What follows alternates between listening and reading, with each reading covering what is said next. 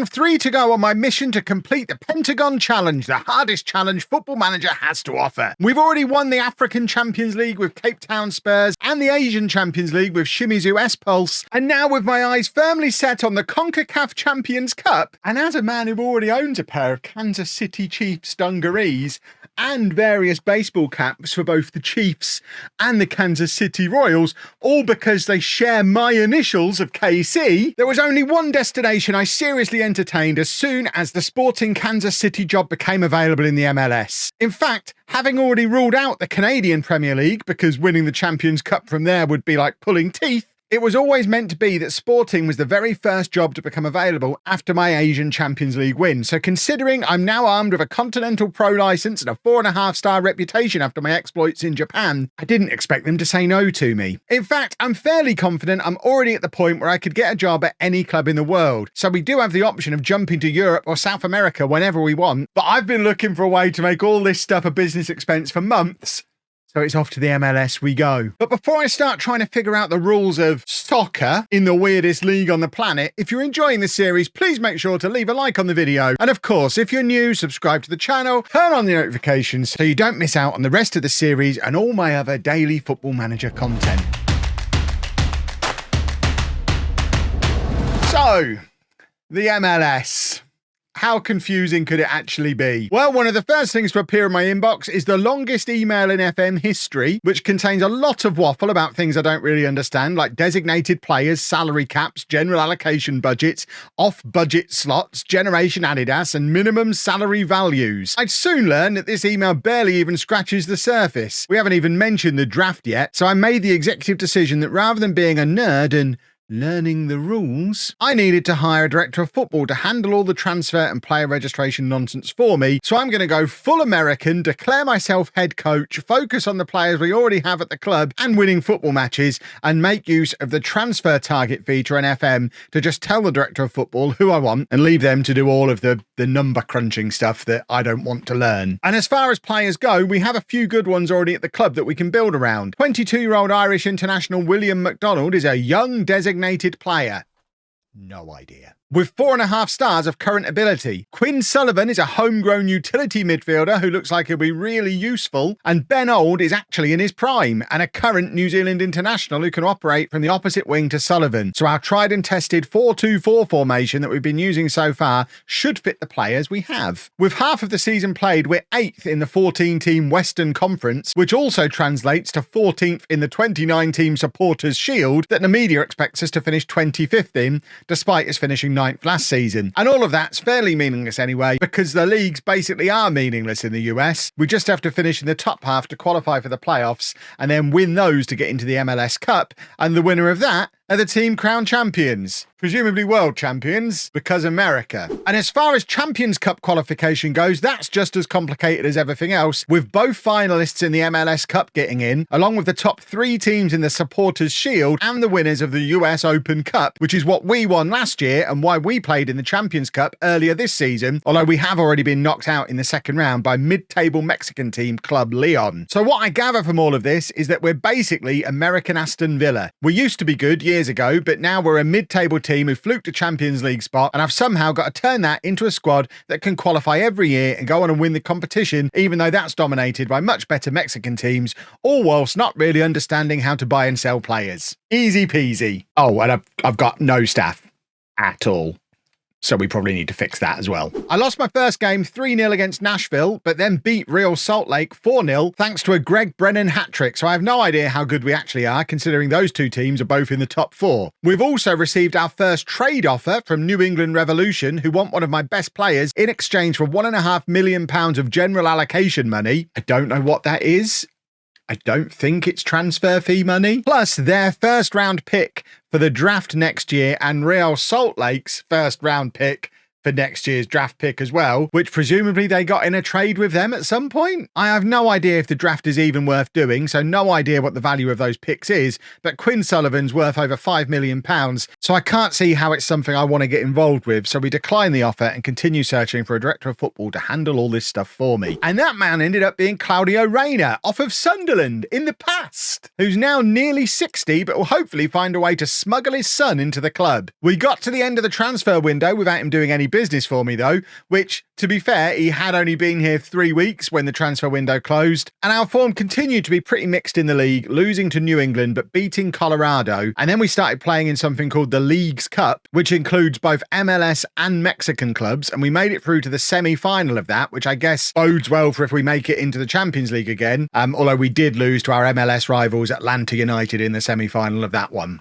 With 10 games of the regular season remaining and no more opportunity for transfers or trades, our focus was now fully on making sure we qualified for the playoffs to keep up our hopes of Champions League qualification. Because as much as I like the idea of completing Step 3 of the challenge with Kansas City, if we're not playing in the Champions League next season, I'll realistically need to jump ship to a bigger MLS club or ideally a top Mexican team. And that threat of me heading south of the border seemed to be enough to motivate my previously inconsistent side, as we only lost one more game against Columbus Crew, incidentally the only other MLS team I've ever managed on Football Manager on Non-League to Legend years ago. Ending the season with a 9-game unbeaten run that included 7 wins and actually led to us only missing out on winning the Western Conference by 1 point. Crucially though, in the Supporters' Shield, which is a weird combined league table of all teams across both conferences, our form had pushed us up to a 3rd place finish, which is enough to qualify us for next season's Champions League, so I don't need to jump ship just yet, and in fact, as the form team in the MLS, my attention was now turned to trying to win the MLS Cup, something Kansas City have only done 3 times before in their history. And as I'm sure you're already expecting at this point, the playoffs are weird. To get to the MLS Cup, we first had to win the Western Conference playoffs, something that the top 9 teams from a 14-team league qualified for. The first round's actually a wild card where the 8th and 9th place teams face each other for the right to get into the playoffs proper. Why they don't just put the top 8 teams straight in, I have no idea. We're not going to question stuff like that. The first round itself was then seeded and played over 2 legs, and so as the 2nd place team we faced 7th place Real Salt Lake with our first leg at home. We took the lead midway through the first half thanks to a Salt Lake own goal before our left back Guillem Biro got himself sent off just before half time for trying to kill a man. Salt Lake equalised just after half time, and then we had a 2nd goal disallowed before Salt Lake also got a man sent off, and the match finished 1-1 and then went to penalties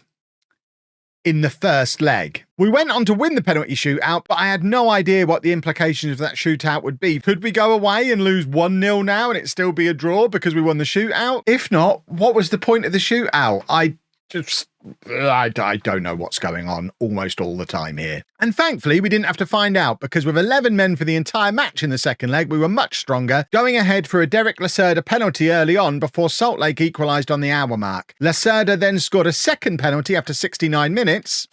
Nice. With Salt Lake chasing an equaliser, we scored 2 more late goals for the comfortable win. At which point, I figured out aggregate scores weren't a thing. And these first round matches were actually a best of 3 series, because of course they were. Because America. And the reason we only played twice was because we won both matches. 2 of the other first round ties went to 3 matches, one of which included Austin FC, who finished just 1 place below us in the league, but went into the semi-final against us less rested than we were, and it showed as the game went on, with us scoring all 3 goals in the final half hour as Austin tired. And presumably in the interests of keeping things as confusing as possible, this stage of the competition was now only over 1 leg, and we also got home advantage for the match, I guess because we finished above Austin in the league. And then we also got home advantage in the final as well against Minnesota, again, presumably because we finished above them in the league. Minnesota had actually played 2 matches more than us in the playoffs as well, because they had to come through that wild card thing after finishing in 8th place, and needed all 3 matches to get past Portland Timbers, who'd finished 12 points ahead of them in the league and had actually finished first in the league, and have already qualified for the Champions League, just like we have for next season. But were knocked out of this really early on, so can't be champions, despite being in the Champions League. With our home advantage and fitness advantage, we obviously thrashed Minnesota in the final 5-0, sharing the goals out nicely between our front four of Old, Sullivan, Brennan and Clark. So now we were Western Conference champions, despite finishing second, and had qualified for the MLS Cup against the Eastern Conference champions Atlanta United, who'd also finished second in their conference, meaning the best team in the MLS would be decided by a one-off match between the teams that finished 3rd and 4th in the overall league. And it was once again played at our home stadium, presumably because we had the 3rd placed finish in the Supporters' Shield compared to Atlanta's 4th. Also, don't get me started on how each conference played 34 matches, despite there being 15 teams in one and 14 teams in the other, and the fact that if everyone played each other twice, that only adds up to 26 games in one and 28 in the other, not 30. I don't know. I do not know. We started well in the final, with Brennan putting us ahead after 9 minutes before Atlanta equalised 5 minutes later. Then, just like in the first round, we had a fullback sent off for being a maniac, this time right back Ronald Hernandez. Despite being down to 10 men, we took the lead again on 26 minutes through Ben Old before Atlanta hit back again with another quick equaliser and then a red card of their own on 39 minutes. That's what you call an action-packed first half. We had a third goal disallowed just after half-time, and despite us absolutely dominating them, that's how it stayed for the rest of normal time. We outplayed Atlanta on every match stat, but got sucker punched in the 102nd minute, with Atlanta grabbing the winning goal to become MLS champions and secure their own Champions League qualification spot, which they didn't yet have through the league. So everyone went home happy in the end, Atlanta with a nice little trophy, but we already had one of our own from the previous week, and we were all going to the CONCACAF Champions Cup, so we could probably carpool. But first, the draft. And I have no idea how the draft works, really, but checking our draft allocations, it seems that all we've got is the 28th pick in the third round. So the chances of there being anyone left that we'd actually want to sign at that point were fairly minimal, so I effectively ignored it and gave Claudio Reyna a list of players I'd like him to go and sign for me. He signed precisely 0 of them. In the end, there was a half-decent player left in the draft pool by the time we had a go. 22-year-old Cape Verde international centre-back Luis Teixeira, who'd been playing for FC Motown in the US lower leagues. So I guess we just steal him from them for free.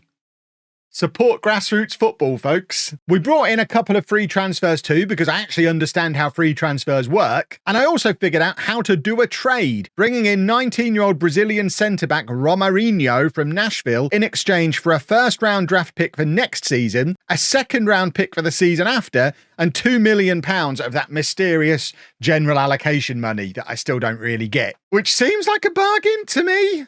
I don't know. We supposedly also have a £13 million transfer budget, but I don't know how to use it. So the season started up again with us basically having the same squad as last year, plus a fancy Brazilian teenager, which I guess is fine because we nearly won the whole thing. And on current form, we're probably the best team in the country already. But how do we compare to the Mexicans? Fairly well, as it turns out, at least against the smaller Mexican clubs that I've never heard of. The first round of the Champions League saw us cruise past Tijuana 6-0 on aggregate. And in the second round, we faced Costa Rican side Saprissa, who we beat 8-3 over 2 legs to set up a quarter-final against fellow MLS side LA Galaxy. The first leg was in LA, and we took the lead after 4 minutes through Quinn Sullivan, and it stayed that way until early in the second half when LA equalised, and then they took the lead in the 90th minute before Greg Brennan grabbed a crucial 94th minute equaliser. Unlike in the playoffs, the Champions League is aggregate scores, like normal football. A few days before that second leg, we played Galaxy again in the league, and they absolutely smashed us 4-0, so we weren't super confident going into the game, but with our home fans behind us, we ripped them apart, gaining an XG of over 3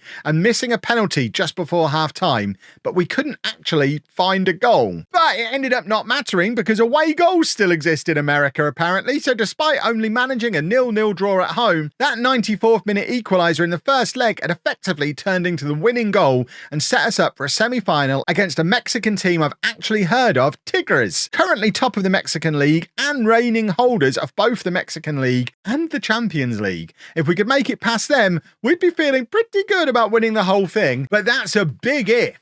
And going 1-0 down 3 minutes into the first leg at our home ground wasn't ideal. But we did grab an equaliser on 21 minutes before going behind again on 52 minutes. Derek Lacerda equalised from the penalty spot in the 90th minute, leaving us needing to win or get a high-scoring draw in Mexico. I started to get giddy after 21 minutes of the second leg when Ben Old put us 1-0 up on the night, 3-2 on aggregate, and then Lacerda doubled our lead just before half-time, putting us in the driving seat for a very nervy second half. That is until the 82nd minute when our 28th pick of the third round of the Super Draft, Teixeira, scored our third with an assist from trade signing Romarinho, proving I've become an expert at doing transfers in the MLS. Tigres got a consolation goal in the 92nd minute it, but it didn't matter. We'd booked our spot in the final against Club America, 7 times Mexican champions, 2 times Champions League winners, albeit currently down in 16th place in the Mexican League. They'd had a pretty easy route to the final, not facing a single other Mexican team, and it was at this point that I realised where the final was being played. Right here in Kansas City! But not at our ground, at the Arrowhead, home of quite good knuckle scufflers, the Chefs. We basically had home advantage in the biggest game in our history,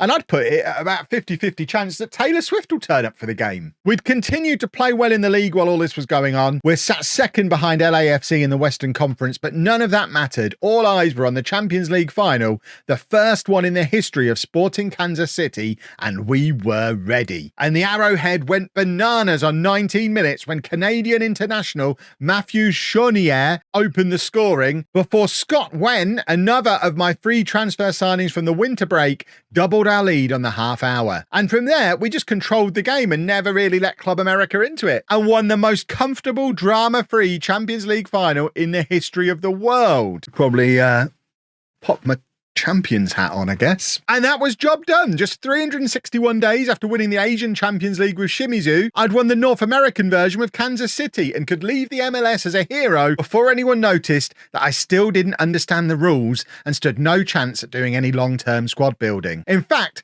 if I hadn't won the Champions League this season, I'd already decided my plan was to escape and head to Mexico, where I could do proper transfers. So this win just fast-tracked my departure a bit, with the planned next stop being somewhere in South America, most likely Brazil or Argentina, to give me the best chance at winning the Copa Libertadores. Unless, of course, something really tempting comes up in Europe and I decide to go there first. Just like with my previous clubs though, I'm not resigning on the spot. I'll stick with Sporting until the right job comes up, and right now, the biggest job in South America or Europe is with Sheffield Wednesday. So as a 4.5-star manager with 3 Champions League wins under his belt on 3 different continents in just 7 years, I think I can probably do a little bit better than them. Let me know down in the comments where you think I should go next, and you'll find out if you're right in the next episode, which will be with you this time next week. Thanks for watching, folks. Was that enough to business expense all this gear? Yeah? Whole series worth it.